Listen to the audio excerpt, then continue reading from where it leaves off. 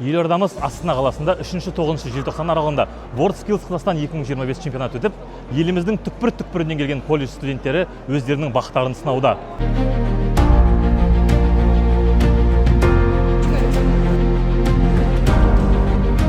Біздің артымызда кондитерлік іс құзыреттілігі бойынша өнерпаздар өздерінің модулінің аясында антреме атты тағамдарын ұсынып отыр. Ақмола облысының қатысушысы нөмір 17-ші.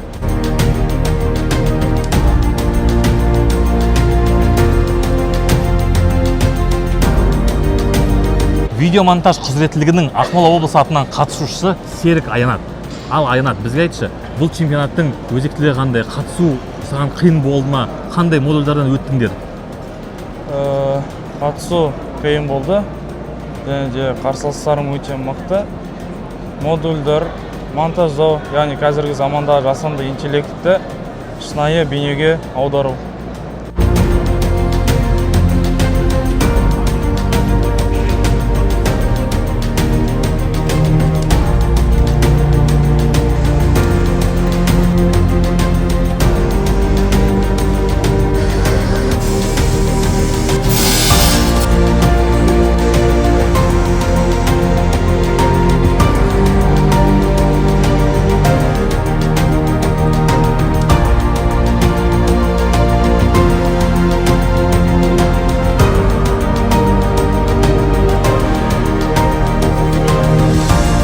Чемпионатта 45 құзыреттілік көрсетілсе, оның 42-сіне Ақмола облысының студенттері қатысуда.